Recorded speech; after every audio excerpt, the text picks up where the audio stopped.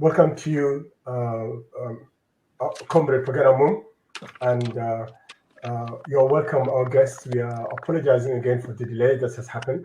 We all know what the format is, and the format is we're going to allow Comrade Pagan Amum, Honorable Pagan Amum Okech, to talk to us for about maybe 20 minutes or a bit more about our country, South Sudan. Just a brief history, what we've been through, the liberation period, and then now looking into the future from the viewpoint of someone important like Pagan, who spent much of his youth fighting for our liberation. And then we will, and also, if you may, Comrade Pagan, talk about the entanglement of your own life with the story of our country. And then we all come as a panel to ask you questions. This is a very, very, panel. People have very, very different views. They have different relationships to the SPLM, to the various parties, and also have very, very, very different views about what went wrong with our country and where we should be going. So hopefully that is going to lead to a much more engaging discussion, much more interesting discussion. And we're also going to cover one or two questions from the audience, apart from the panel. So without further ado, Comrade Pagan, the floor is yours.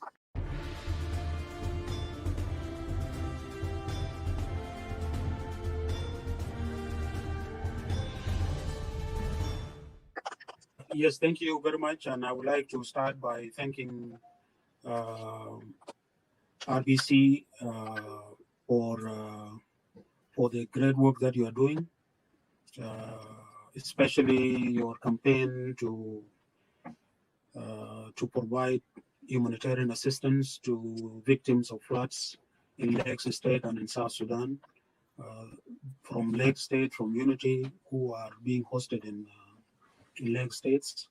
This is a very good work, and I'm seeing that many groups, South Sudanese groups, are involved in fundraising, whether at community level or at state level, to try to help our people victims of the floods.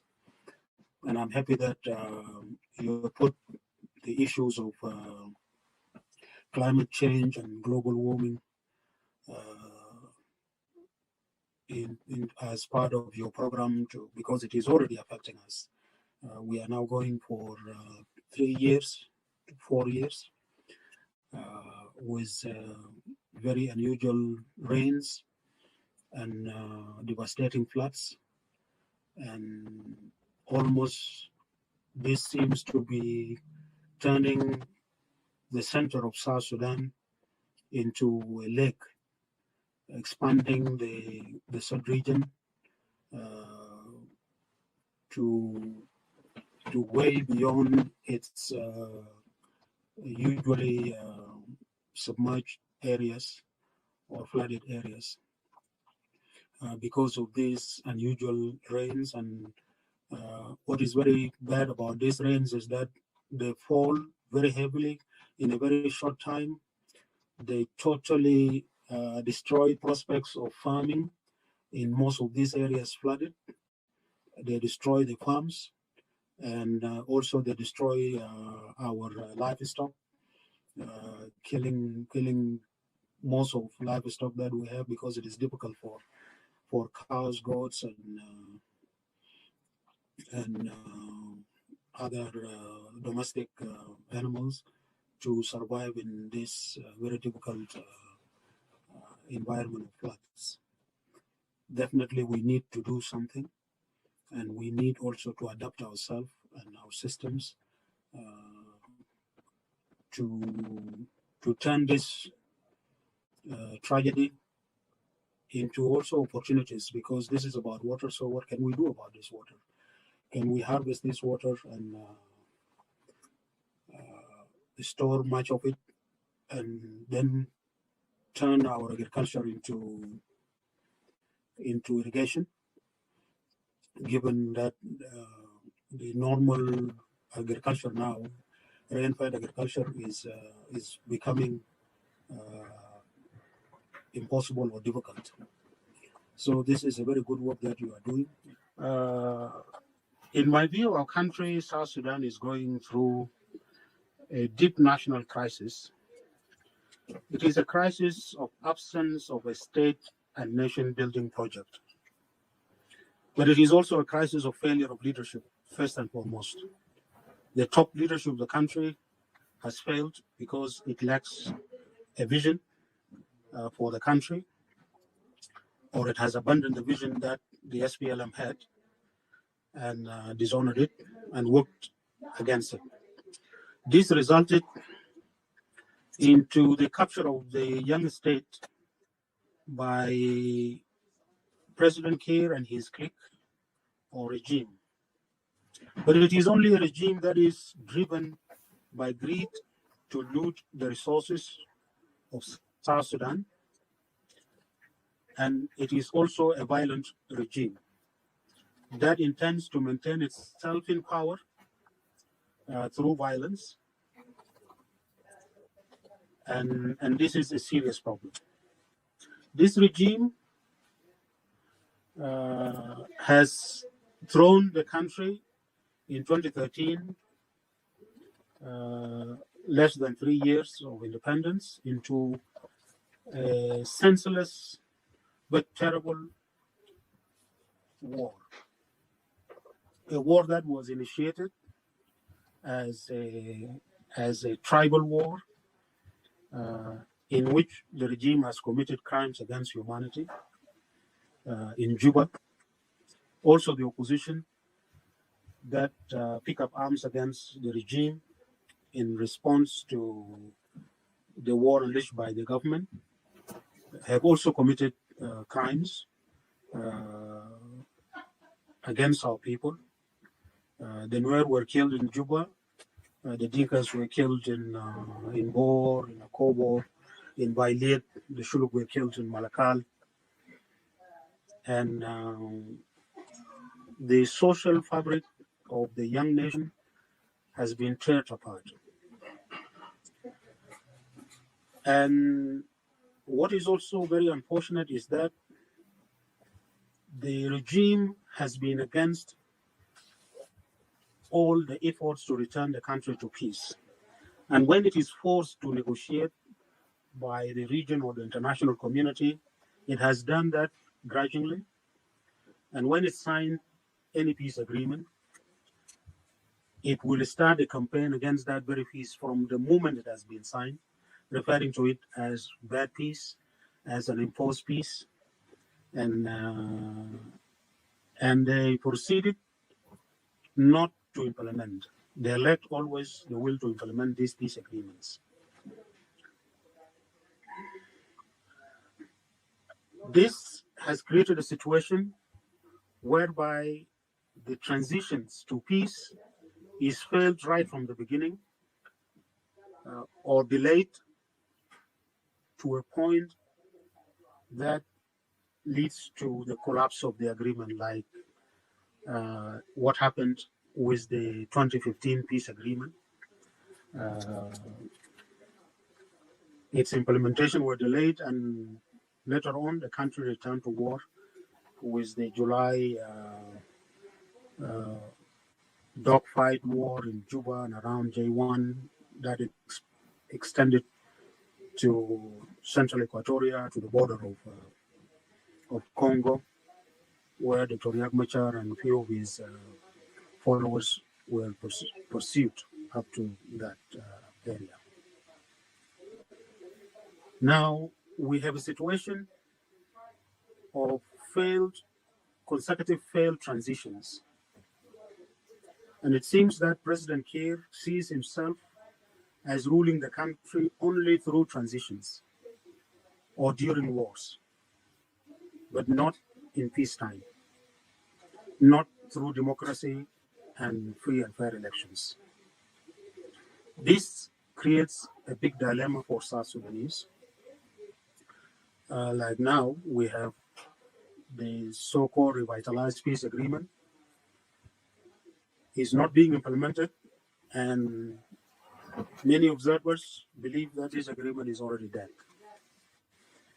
The parties to the agreement, particularly the main parties, the SPLM in government and the SPLM in opposition,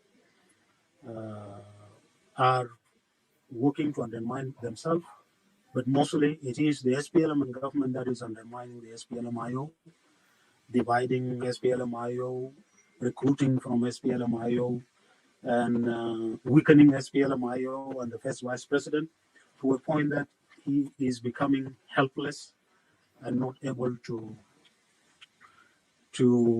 push for the implementation of the agreement or even to protect his own membership and officers, whom are being also squeezed in a place like Juba. If this situation is allowed to continue, particularly with the policies being pursued by the SPLM and government, or what came to be known as SPLM and government, others call it SPLM and CP. If this situation continues, I'm afraid this will lead to the collapse of South Sudan into chaos and disorder. You already observed that the state is shrinking. The presence of the state is in very limited areas like Juba and the other small towns, or the other towns, the capitals of the states. The countryside is basically lawless, and there is no state to protect lives and properties of the people. Even in Juba, the capital, the government is absent in the life of the people. Other than suffering, there is nothing that this government provides them. No security, no social services, nothing. And this definitely is creating the collapse of the state. Yes. The collapse of the state on one hand, and the disappointment in the people, or the disappointment in South Sudan by the people of South Sudan.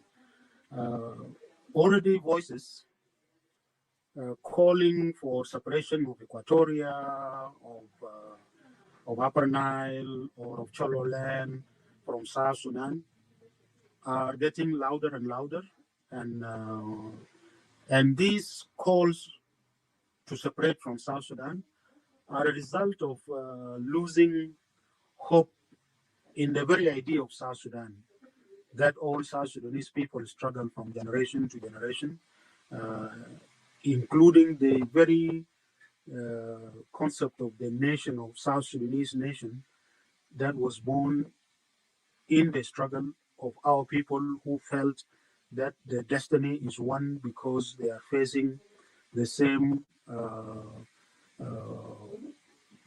threat, and they've been occupied or oppressed or enslaved by the same forces or colonized by the same forces.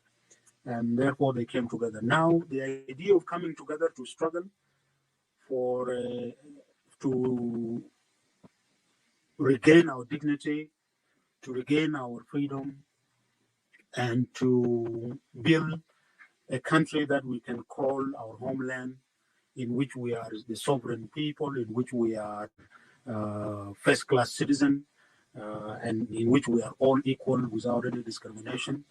This idea seems to be getting under very serious test, whether it was an idea that can continue to be pursued. Now, those who are losing hope in this idea are thinking of separating, which basically will lead to the same thing of disintegration. But the regime also has instituted policies of tribalism in a very aggressive way that basically destroyed the unity of the people of South Sudan. Okay, let me conclude by saying that faced with this situation, I believe it is important for all South Sudanese stakeholders to come together and engage in a genuine national dialogue to arrive at a nation and a state building project that will provide us with a consensus, a consensual contract that binds us all as South Sudanese citizens, and use that to build our state as a servant state for our people, and to build this state as a modern state. We are in the 21st century. We should be able to make good use of the latest tools of state building,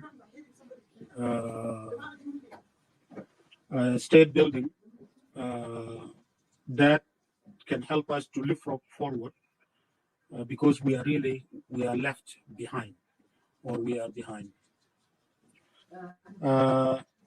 This coming together should be also with the purpose of really crafting a national vision for South Sudan, a dream that will capture our aspirations as South Sudanese, and then for us as this generation, or the present generations, because I believe we are the founding mothers and fathers of this new nation and this new state, we will really be engaged in hard work, because we have no time really for power struggle or enmities, or even discrimination or fights among us as members of different tribes, because we're just beginning, and we will be busy building the foundation of this state, and working also to lay the foundation of this new nation, and to unite our people. We are maybe the luckiest generation, maybe in the most interesting and difficult time. I think you can take it up from here. Okay. I will stop here, and then I can listen then to the panel and the reaction. Thank you. Okay, Pagan. It's just going to be quick questions from now, so we hope that you will stay with us. The first question is going to come from Professor Jok Madut Jok. Thank you very much. Your floor, Professor Jok. Pagan, it's good to see you again. It's been a while. And I've already spilled my guts about the problems that we have been having. I thought maybe it was you who simply forgot and didn't care about us, and you just went into whatever. And I was already beginning to think that you're just typical of them, our leaders, who say, we liberated this country, what else do you want from us?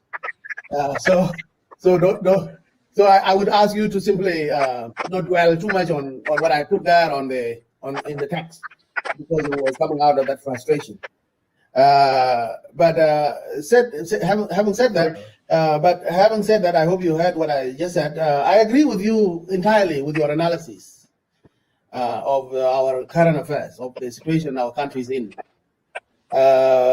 I completely relate to your statement about the government being absent from our lives on a daily basis, from the lives of everyday people. The only time they show up is when there is war or when there is taxes to be collected. But other than that, we don't have government in our lives to provide justice, to provide safety, to provide basic services. I agree with you that suffering is what defines us all across our country. And there is no leader to champion our need for a moral leadership. A country that has to have somebody we can refer to as the father of the nation, or somebody who can become, Governor Cuomo in New York in the midst of COVID-19. We don't have a government that can assure us that everything that they say, for example, they talk about elections. I agree with Comrade Pagan's analysis about the absence of government from our lives every day. The suffering that our people go through every day is what has come to be the definition of South Sudan now. Today I watched a clip from a Northern Sudanese who was telling people on video that that it is South Sudanese who are creating 99% of crime in Sudan. What is these people? They said that they were going away. They voted and they became a different country. Why are they still here causing us havoc? So suffering has become the definition of South Sudan. We have a government that says we will hold elections, but they are not doing anything that suggests that the elections are even possible in that environment where there is no peace, there is no security arrangements, there is no constitution, there's no money, country's broke, the legislature is handpicked. We don't know how we are going to have elections in that kind of environment where people cannot even campaign, where you get arrested or killed for talking. We don't have our resources because our resources have been siphoned off to foreign countries by a few families. I agree with you in saying that many people today are saying maybe it is time now, even before elections, that we take our country back from being hijacked. And that perhaps one way to do it is some people going into the bush, and other people are saying maybe we should just have a peaceful protest and have ASEAN Madani. So what are we doing with all these realities that we all agree on? What should we be doing? What are you yourself doing or suggesting by way of how do we change these realities in the immediate sense and medium term and long term? Because it seems like these are fundamental problems of the state establishment, and the state has not been established. That is why we don't have judiciary, we don't have security, we don't have peace, we don't have services in the lives of everyday people beyond Juba. So, and we don't have people who are united. Everybody is like now trying to run away with their piece of South Sudan and be Chollo or be Bari or Eastern Equatoria, where everybody is saying that South Sudan is not a country that they want to be proud of, because it has not granted them anything. So they say many people say either we get rid of this current government so that we can really reestablish our country anew, or we all give up. So what do you see being the immediate possible things that we can do collectively, but also individually, people like yourself who have the charisma, they have the liberatory history behind yourself, you have a lot of respect among South Sudanese, although that I begin to doubt that nowadays, of course, because South Sudanese are so divided. So when I say South Sudanese have respect for you, I don't know how many South Sudanese still respect you as a liberator, but I'll leave that to you. What should we be doing collectively and individually?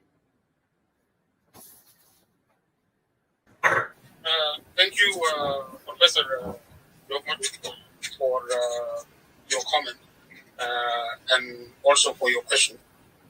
We agree that this regime has literally destroyed the country, captured the state, and took it to war, divides the people, and it is looting the country, and it is not doing anything for people, for anybody in the country. Now, what can we do? We're saying that we need to come together. That is to say, all the South Sudanese stakeholders, whether the political parties or the civil society or the church and the various sectors of our society, we have to come together to have a serious national dialogue around a table and through consensus, so that we developed and adopt a nation and a state building project, a clear project to how to build the state itself. What are we going to do to build that state so that we can have rule of law, a state that is based on citizenship and equality of all the citizens, where there will be no discrimination, where we agree that the country belongs to all of us. And if we have that, a state building project and a nation building project with a clear vision, definitely the people must clear this regime, must take back the country from this regime. And if this regime is not changed, is not removed, South Sudan is going to disintegrate. And South Sudan has already fallen into chaos, and it is in disorder today.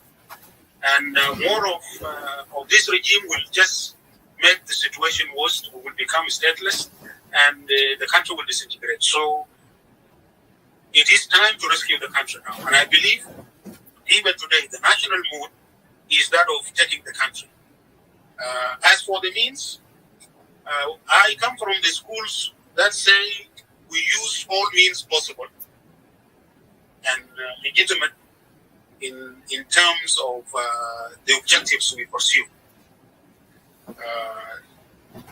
And therefore, the combination of these tools are very important. Most importantly, the need to develop the popular movement for our people to take back their country and their state is key and very important, because it involves the participation of the people, and this the work of development of the popular movement for peace and transition to democracy is not a short-term, one-day sort of event. No, it is not something that it is not like a party that you send invitations to people to come to participate or to attend the party. No, it's a lot of work of organization, a lot of work of awareness creation, a lot of work of mobilization, and some of the work needs to be done in various sectors of the society, particularly the most active sectors. You can see already in South Sudan, the popular movement is there. It started with the establishment of professional associations, like the medical professional associations that were able to go for strike to demand for the raise in their salaries or payment of their salaries or improvement of condition of work that they are in. Our professionals and workers in the oil fields have also organized themselves into a trade union. They have launched a strike. It was successful, and it is being responded to, and their demands are being met. Some are still, but this is subject for other methods. The teachers have organized, and they are organizing more.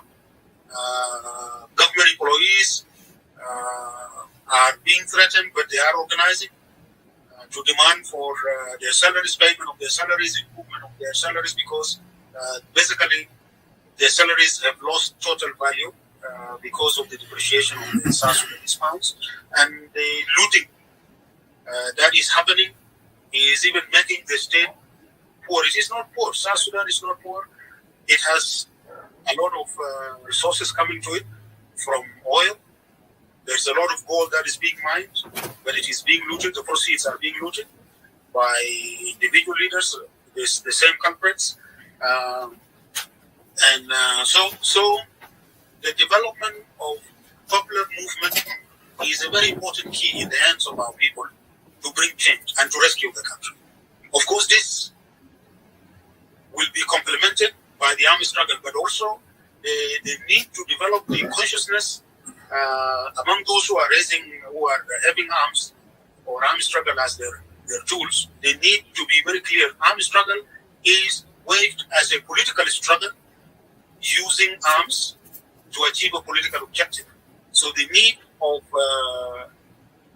national consciousness and the need to have a clear political objective to transform the country are very important, and move away from this warlordism where you rebel to be integrated back so that you get some positions or some more rights.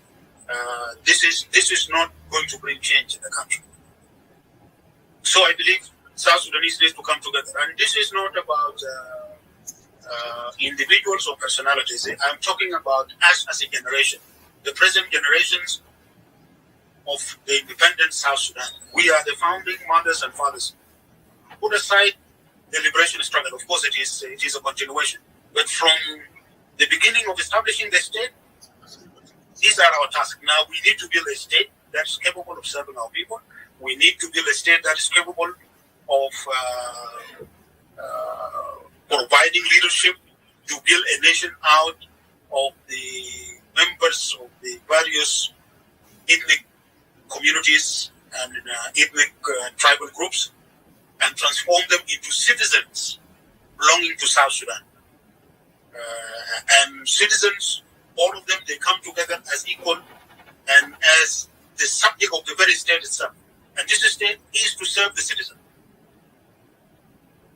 And the citizen must have the power to elect their government as servants, their leaders as servants, not as people, despots who come to lord over them. This is not what the liberation is about, and the independence is also not about having despots and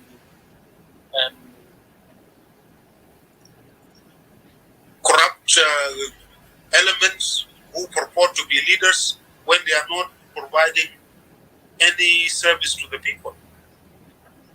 They are disqualified in that sense. So that is a task on our shoulders, I believe. Thank you.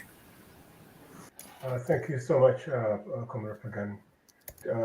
Unless you want to say something, Professor Jok, before you go. No, I'm fine. Thank you. Okay. Thank you very much. Thank you. Have a wonderful rest of the time. Until next time. Oh, brilliant. Thank you, Professor. Yeah. Thank you. There will be definitely many other times. Thank you very much. Yeah. Okay. In order, Emmanuel, do you have a question for Comrade Pagan? Yeah, definitely. Thank you very much, Honorable Pagan Amum. It's a pleasure to direct my question today to you. You know, they normally say that in our society or in our African culture that when a leader or an elder come and speak to the people, people open their ears to hear what the leader is going to say. My first question to you, Honorable, is this. Based on what you have said, you have emphasized a lot on us coming together as the citizen of South Sudan to change what is happening in our country. This is the kind of saying that we keep talking about it all the time. Like a lot of us keep saying we need to come together, we need to unite. But that word unity, we never had proper explanation for it. What do we have to unite for? What are the objectives? Because there's a lot of people who don't understand the objective of unity, because if you keep saying unity, unity, we need to have objective in place that people might understand and say, okay, this works for me, I'll unite for it. As a leader, you're one of the leaders, you've been there, you sacrifice your life, you know, to get our country where it is today. I know that you're not living within the country, you live somewhere now. You talked about this unity, us coming together. My question to you, right now, where you are, normally they say that changes start where you are from, where you're living currently. Where you are right now, what are the strategic plans that you have in place within the community where you live right now to spread this word of unity? Let's come together for all the South Sudanese tribe where you live right now. My second question will be, what is your message to the youth of today in regards to what is happening in South Sudan, or even for us, the youth in diaspora? Because it seems like our generation also is imitating what other leaders are doing. For someone like me, for some youth out there, there are some of us who are looking at what the leaders are doing, and we're aiming to do that in another 20, 30 years to come. If I get power, I will stay there. I don't want to go. I want to eat as much as I can. So what will be your message to the youth of South Sudan in general? My last question will be, based on what is happening right now in Western Equatoria, I don't know if you have some facts. What can you tell us about the intercommunal conflict that is going on in Western Equatoria? Thank you. Thank you. Thank you, Emmanuel, for your questions. Well, the need for us to unite cannot be overemphasized here. What is the objective of us uniting? We want to unite so that we agree on a nation and a state building project, so that we agree on a national vision that will capture the aspiration of the people of South Sudan. That is to say, to answer the question, why have we struggled and why have we sacrificed so many lives to separate and to be independent? Why have we done that from generation to generation? I believe that has been to restore our dignity, to achieve our freedom, and to have our own state that can serve us, and our own state that can protect our national interest and our interest as a people of South Sudan. The people of South Sudan united themselves throughout the generations of struggle. It started with tribes coming together and forged common fronts, and with our chiefs coming together and speaking on behalf of all of us as South Sudanese from 1946 in Juba Conference, or our political leaders who have come together, formed political parties in the 50s to call for a system that will protect the rights of the people of South Sudan.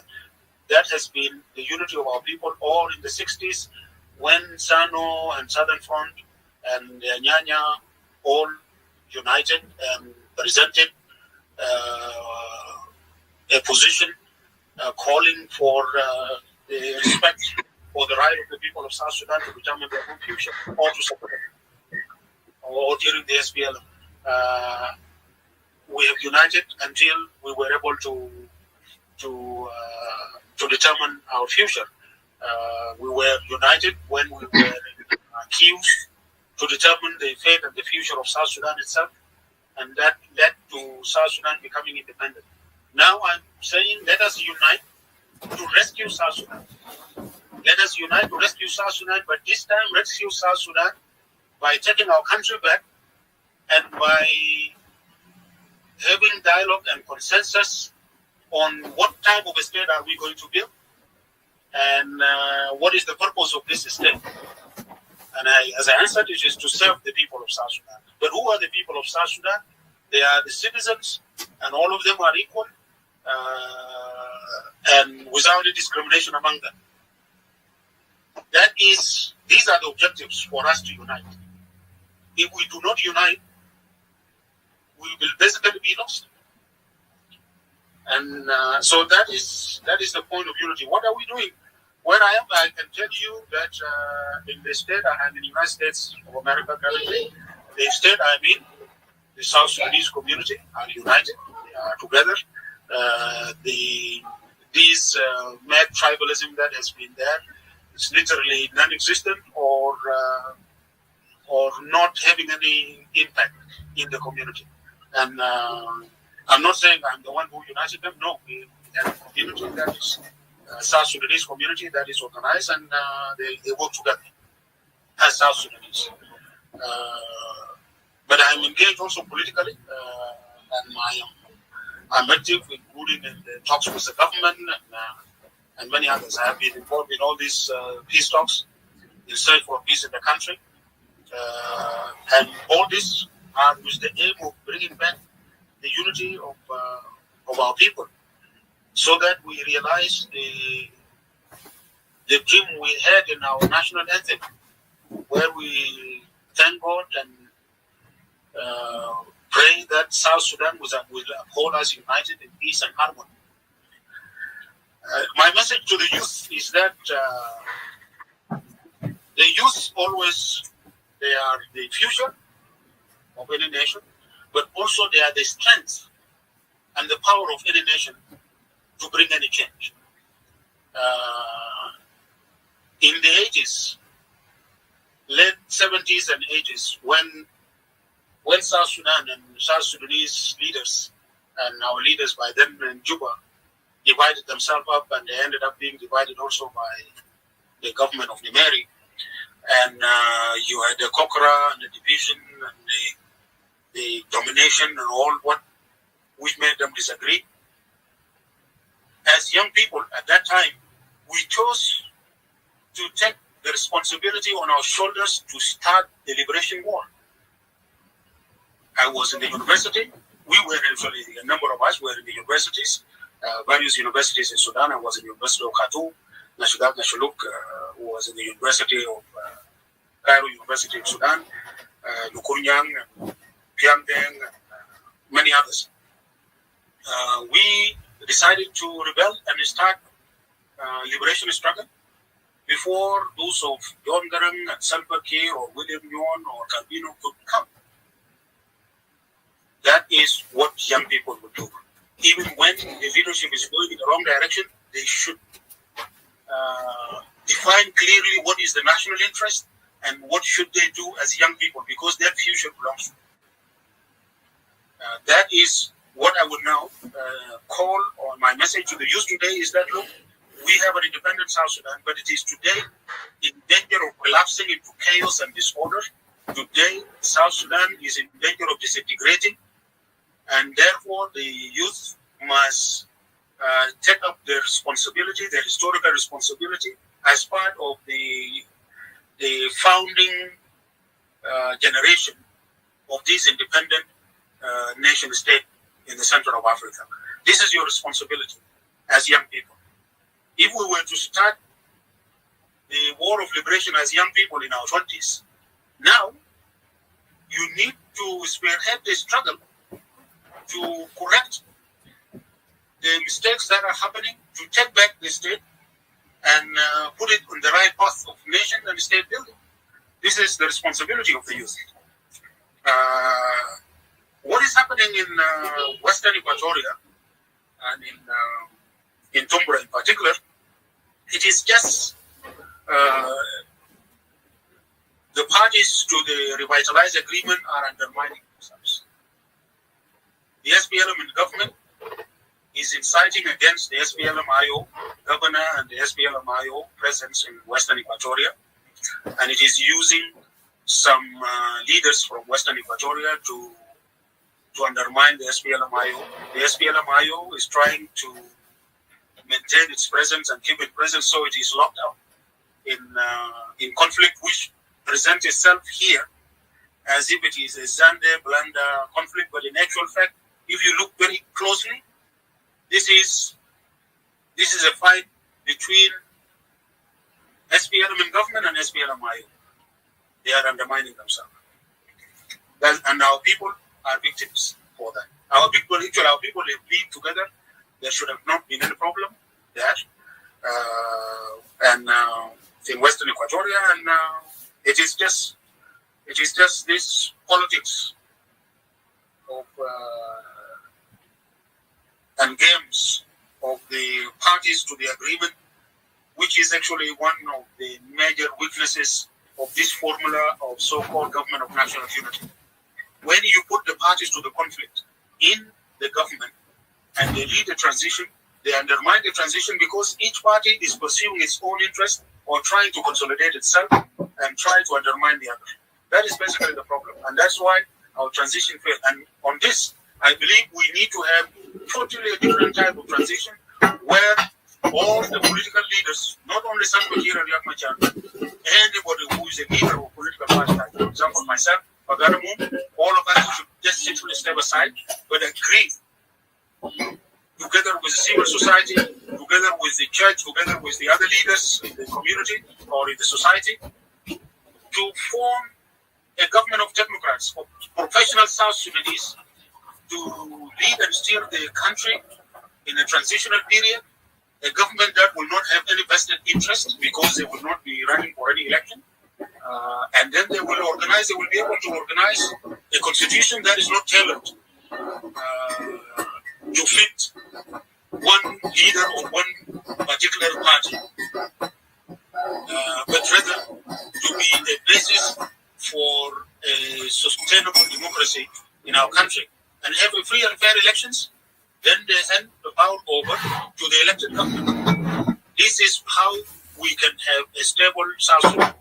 A professional government or a government of technocrats or professional South Sudanese who are experts in all the fields to build the institutions of our young state so that you can have a judiciary that is independent, you can have a government's bureaucracy that is also independent from politics and political manipulation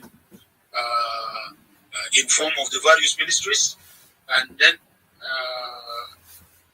you have, after you have stabilized the country and built the institutions and the organs of the state, you organize a free and fair election. But also there is need for a government of technocrats in South Sudan in transition, that a government that can win back the confidence in the international community to help South Sudan with this stabilization program and with the transition.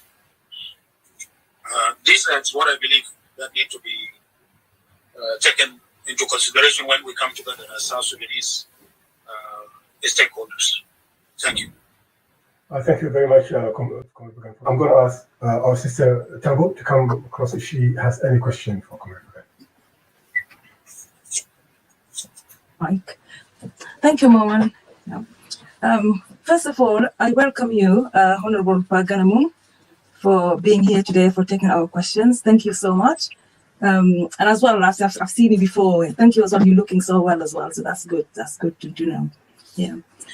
Right. I've listened to the briefing that you've said. And most of the things that you said, as the government's failure of the government, and all the things that's happening here, that's happening now in South Sudan, the situation now in South Sudan, since you've left, and what has been happening. Right, and you mentioned as well something to do with like building the institution. One of the questions that I had, really, two questions. The first question is to do with Soma, because that's, you mentioned something about is still negotiating with the government, because you kind of mentioned all the things that's gone wrong. So how are the talks? How are they going on with the government? And is there, do you think it's at the end is going to give you the outcome that you're looking for? Hopefully, we all hope it's going to happen. But do you think the government, they are serious to do the negotiation with you, and they will be able to fulfill all the things that you are hoping to happen in South Sudan? So that's my first question.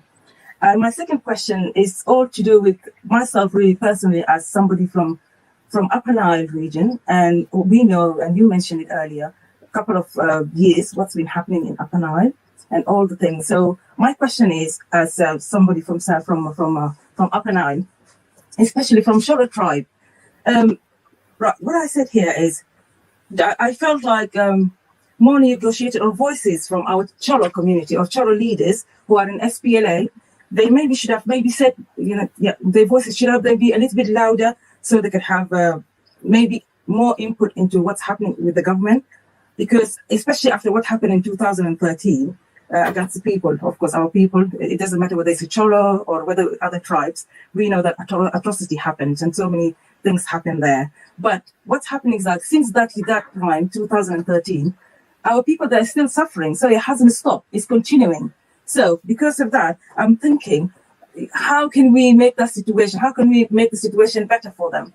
Because otherwise, if whatever's going on now is happening, and we know that a lot of them, they've been displaced from their own homes, and now, of course, with the flooding as well, it's getting worse. So what do you think our Chollo leaders should do or should do now to make sure that all the people or all the other people, even from other tribes, they could go back to their homes and they can settle? Because it's been now nearly more than 7 years since this has been happening, and nothing has changed. So what do you think will happen, and how do you think this can be sorted, really? Whether the government is there or not, it's just I'm looking for the future, because I'm thinking being displaced in somewhere else, and then at the same time, nothing has changed. Because if the situation has changed, yeah, but nothing has changed at all. This is the opposite. It's become worse now, because I don't know exactly how it's going to be, but because I know you worked with the SPLA, all the leaders, and of course you must have had some kind of whether it's your opinion or what you've seen there must have been something positive from what you've seen throughout the SPLA when you started after the independence. And last thing is to do with this as well. It's to do with the nepotism, and as well we have the corruption. You mentioned that one as well. So what are the solutions? Because even if we, at the end of the day, even if we come together, how are we going to know that and to make sure that the same thing is not going to happen? Because it's been going for so long. How are you going to break it, so it won't happen again? So these are the three questions. I hope it's not too long. Thank you very much. Thank you, Thabo. You're welcome. I greet you also. It is good to see you, but although I was seeing the pictures very big, eventually I could not see you very well. But thank you. Yes, we are talking with the government, and how are these talks going? They're not going because the government withdrew from the talks using an incident or the incident that happened on unfortunate incident that happened on the road where two of our Catholic sisters were killed and 3 others. First of all, the President Kiir accused Nas and Soma for committing this, and from the investigation that have been done, it is clear that those who actually carried out the attack were the very people who also rescued the nuns and the people who were in the bus. So they were government soldiers. And but the government used that as an excuse to walk out from the talks, Rome talks. And this shows the lack of seriousness in the Rome talks themselves. And it is not surprising that the government walked out from the talks after we have reached and agreed on the agenda of the talks, because they fear that maybe we will push and negotiate an agreement that will be difficult to dishonor or to not to implement, because we'll entrench guarantees into that agreement. Maybe that is the main reason why. And therefore, I am not confident that if we reach any agreement with this regime, that they will implement it. It will not be different from any other agreement that they have signed before. They have all the agreement they have signed, they have dishonored. And I believe this one will be too. We will try to continue negotiating in good faith, and we'll make sure that we'll put guarantees of implementation in such a way that it will be difficult to dishonor. That is what I can say about the talks. So there are no talks as we speak now. They are suspended. There are a lot of efforts from the international community to pressure the government back to the table. On the suffering of our people in Upper Nile and in Chollo, and yes, I agree with you. People are displaced and they have been displaced. Actually, it is the whole of South Sudan that is displaced. And people, all of them are suffering. And the suffering of our people will not end unless this regime is changed. These problems that they are facing are emanating from Juba, from this regime, or from its absence. Now with the difficulties that the Chollo people are facing, like all our other communities, what we can do in this situation of absence of government, or when the government has turned to be hostile and enemy to the people, is for the people to go for self-help activities and engagement, for people as communities to come around together, build projects, those who are in diaspora to help the people back home, just like what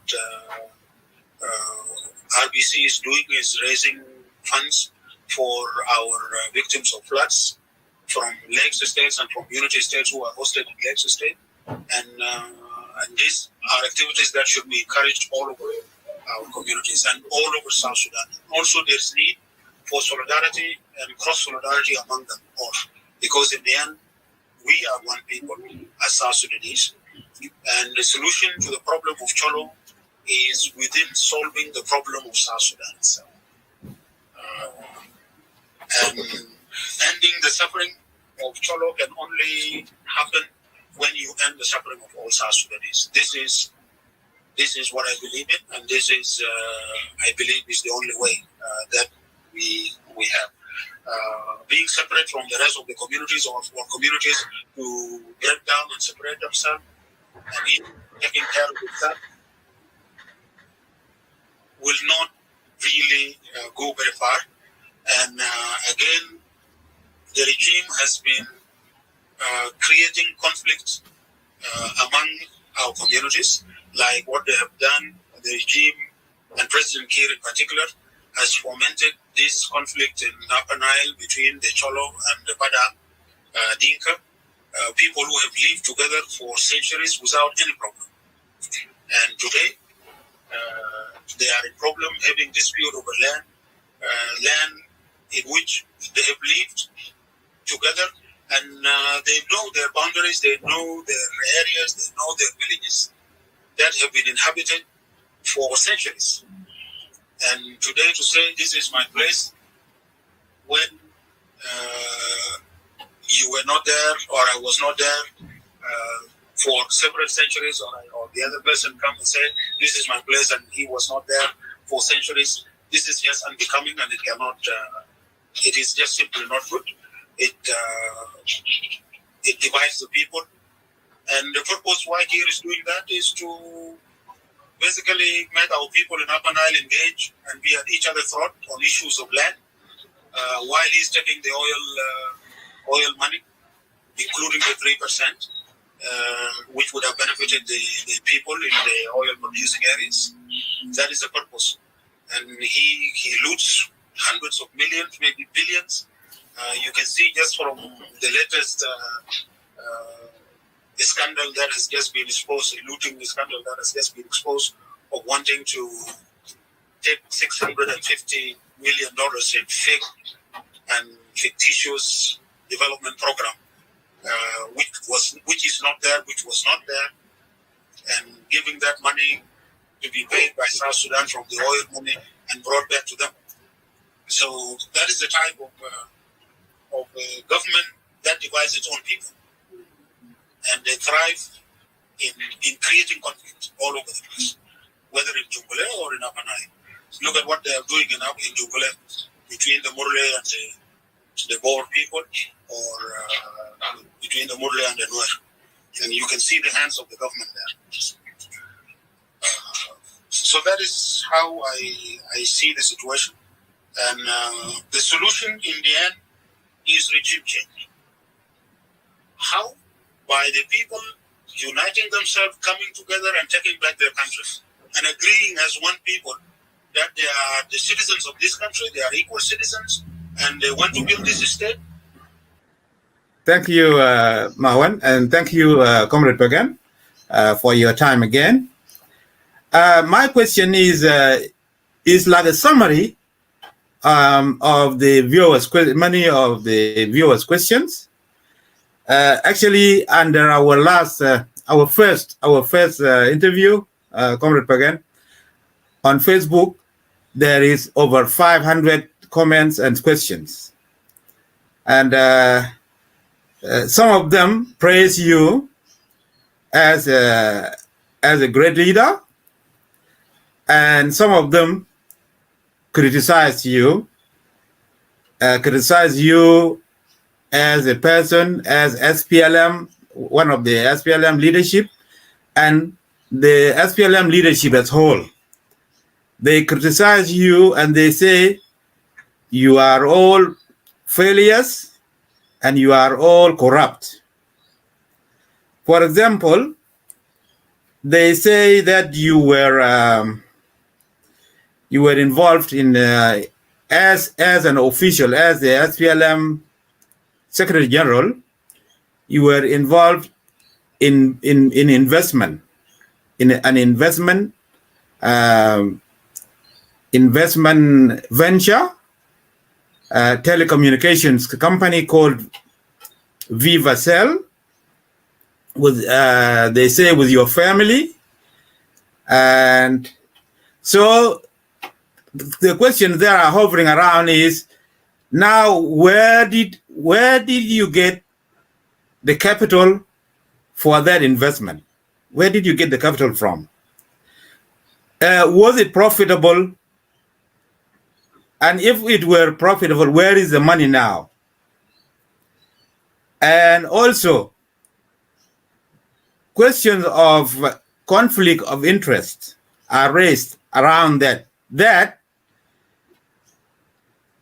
of public office holders in South Sudan, in the SPLM, public office holders, their involvement in business is a conflict of interest issue. And some of them cited in history the British colonial officials around the world in the colonies, they were banned from doing business. And now the SPLM office holders, public office holders, they get involved in business. So people wonder whether you are aware of this issue as part of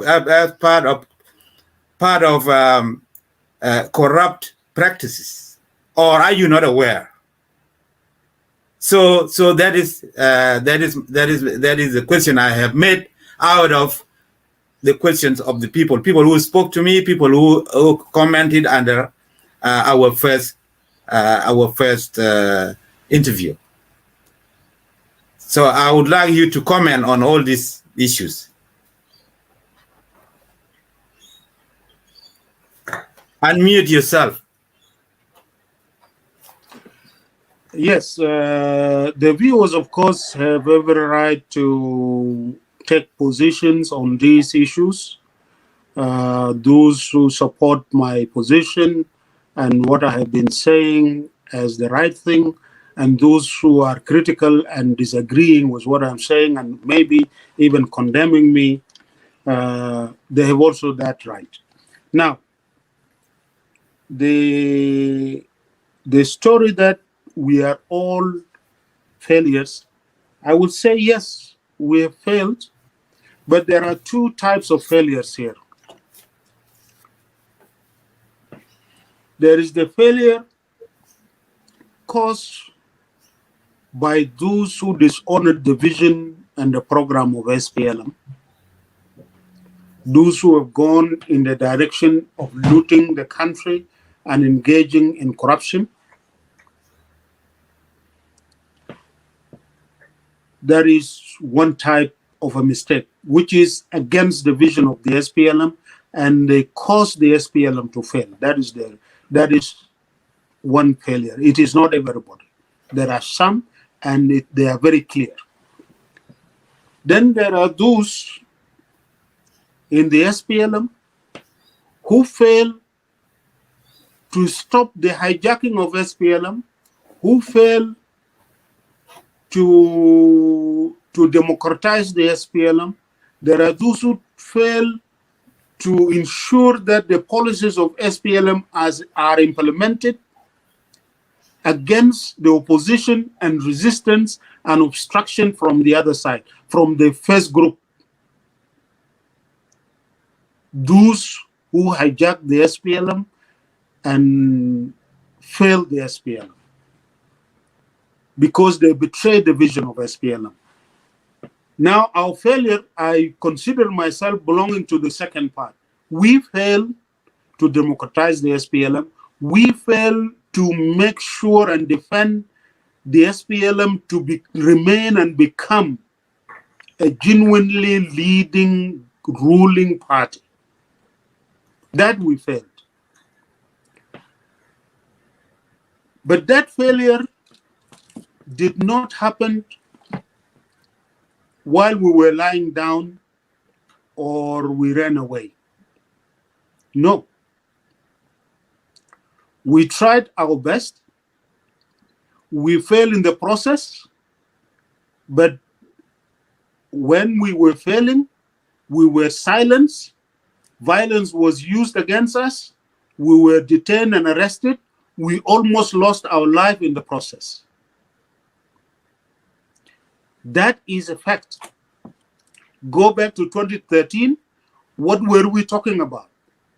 In the political bureau, we were talking how to make the SPLM a democratic organization that is capable of criticizing itself, correcting itself every time, correcting its own mistakes. Who stopped that? President Kiir stopped it. What happened in 2013? We came out against corruption.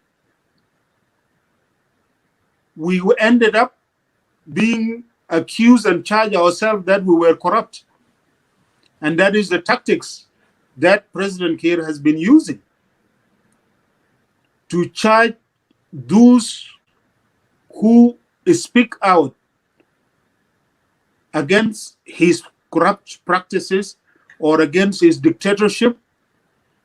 He accused them of committing treason against the state and being against the country, and they tried to question our patriotism and nationalism. But these are tools that always all dictators use. So in the process, we failed to make the SPLM a ruling party. And Kiir succeeded to drill the SPLM, to hijack the SPLM, to destroy the SPLM, because SPLM is policies. It is its policies what constitute the SPLM. So in that sense, yes, we have failed. Now coming to the question about that we were engaged in corruption. It cannot be true. If one is corrupt, you cannot talk about corruption, because you will easily be exposed. And we talked about the need to fight corruption and not to cover it up. We said, don't just write letters to 75 people and you just leave them. You accuse everybody while allowing the real thieves and the real corrupt to hide behind that. This is wrong way. And I personally confronted President Kiir in several occasions, including in front of foreign leaders. Of some foreign leaders when we were discussing these issues very seriously. President Kiir and those in the leadership of SPLM know this very well. So it was not a talk behind his back, no.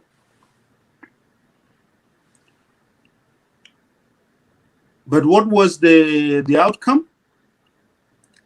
The outcome precisely is that I am in exile today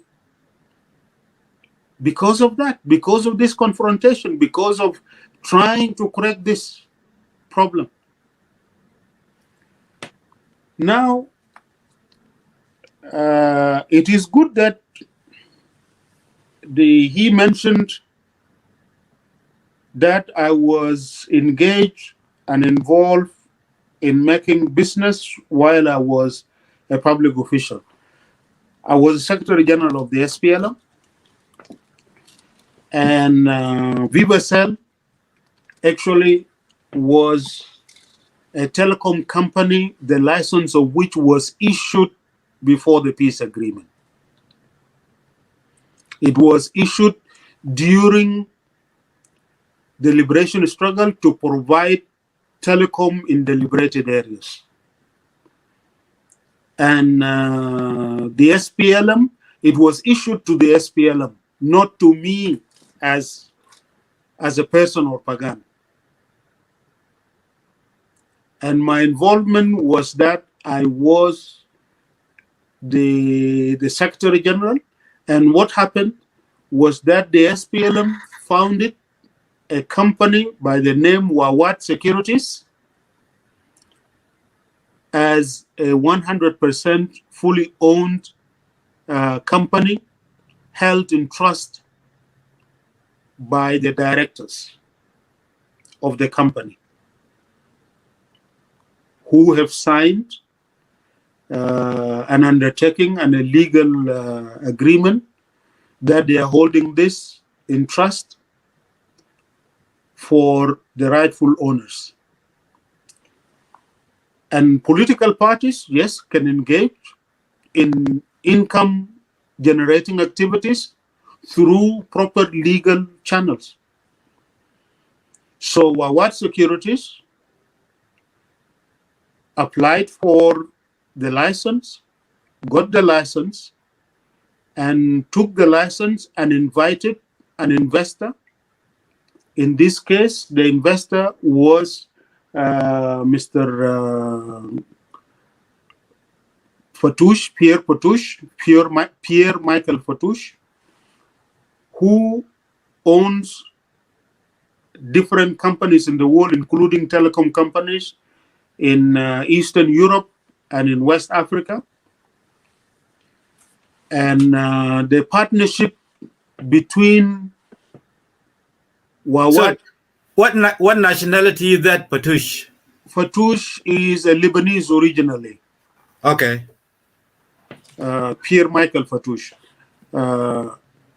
And he died late. He's late. He died last year. So the partnership is 75 to Fatouche holding companies and 25 to Wawat Securities, which is an SPLM company. That is the joint venture, 75-25. And it is legal and the documents are there. So the SPLM owned 25 through Wawat Security. Two of the representative of Wawat Securities, who were members of the board of Vivacell, were the Secretary of Finance and Deputy Secretary of Finance. In our time, it was Gabriel Alap and Peter Agot. They were the representative of Wawat Securities, who own these shares for Wawat Securities, which are fully owned, which is fully owned by the SPLM. That is fully legal under the laws of South Sudan. I do not own anything in Vivacell. Though Vivacell was stopped, it was operating very successfully. It was the best telecom company in South Sudan. It was offering the best services in South Sudan until, again, President Kiir tried to take over the 25% for SPLM after I left. And they could not do it. So in the end, they decided to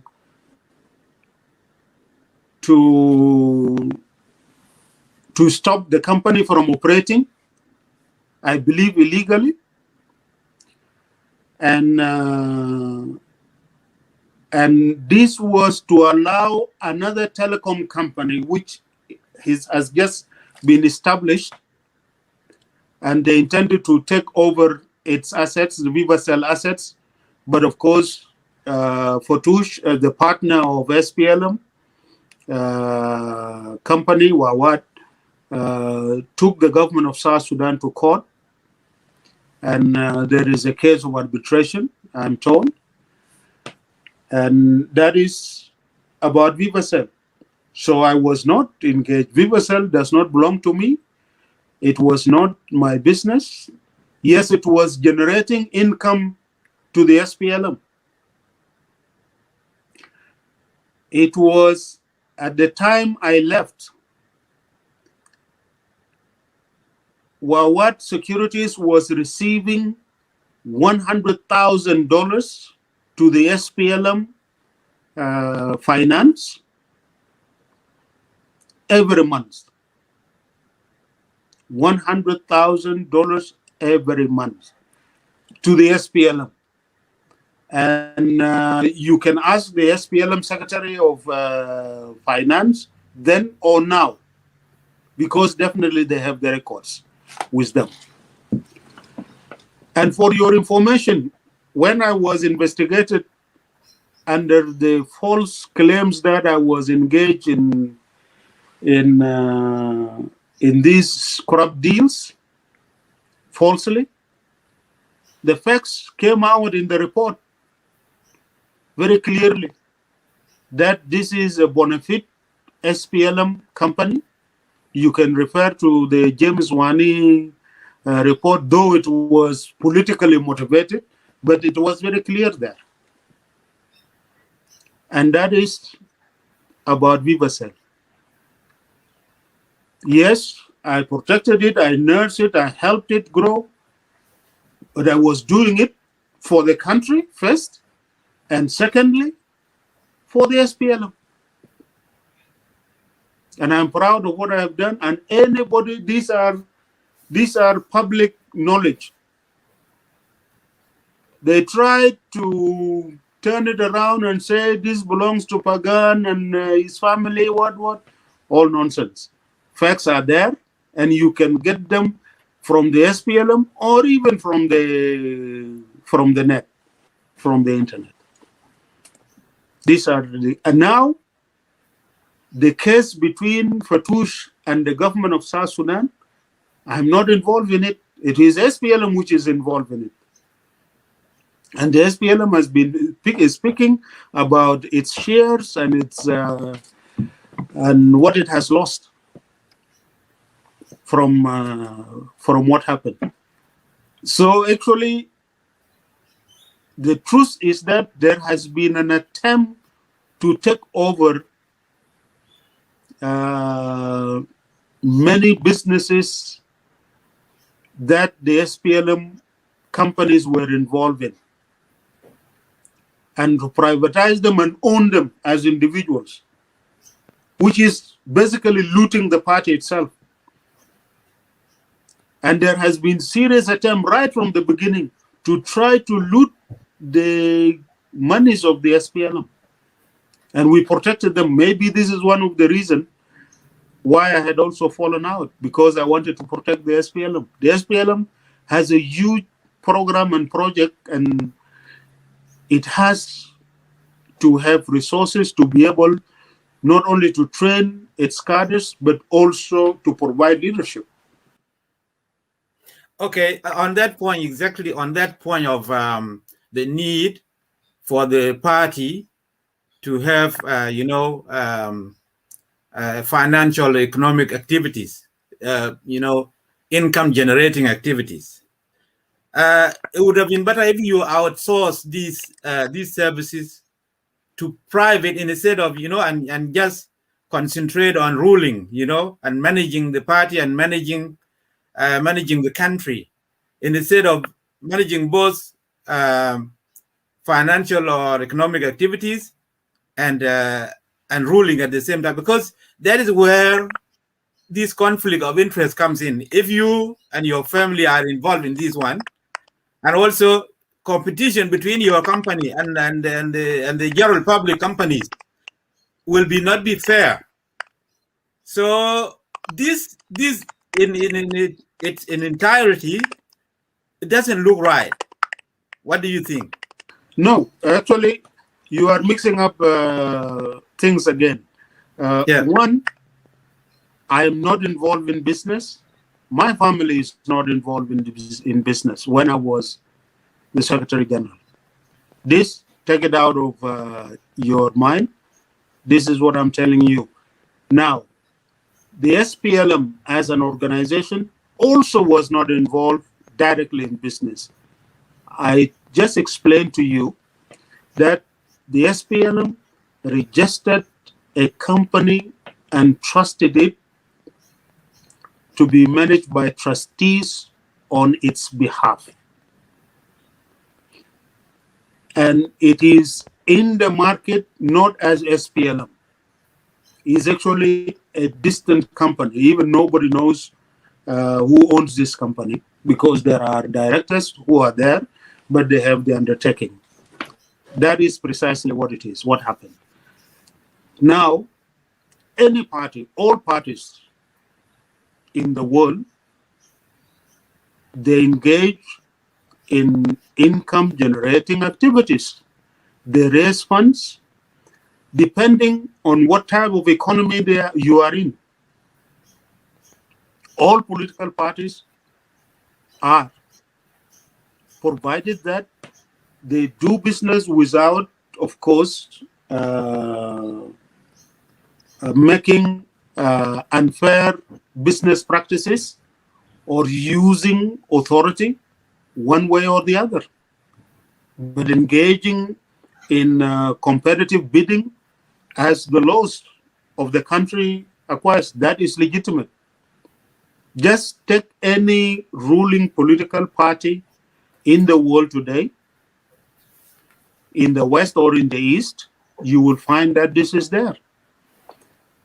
Again, any political organization, to run its activities, it has also to manage its own budgets, which are, of course, budgets which are approved by in our case, the National Liberation Council, and the Political Bureau oversees the implementation of the budget of the SPLM as it is developed by the Secretariat, particularly the Secretariat of Finance and Administration. That is how political parties run. Yeah, what is wrong is to engage in business as a public servant for your own gain, something which I was not involved in. And this must be made clear. And if any of you has any, or any of your viewers has anything that they can bring forward and say, no, you were involved in this, they can put it forward. And I will be here to answer to it. Another thing more important is that actually in South Sudan, there is also need for a proper independent investigation. Now that these accusations of corruption are being used, especially by the regime, as a tool to fight your opponents and make propaganda to destroy the names of or the image of your opponents, therefore there is need for us to agree that an independent forensic financial auditing and investigation be done for all the leaders, and let the facts be brought out by this independent body, and let everybody carry their own cross.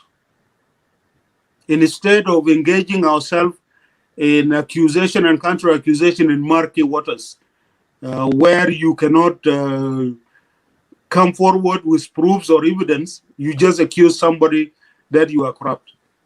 No, that will not help the country, and will not help also fight the corruption we are talking about. Thank you.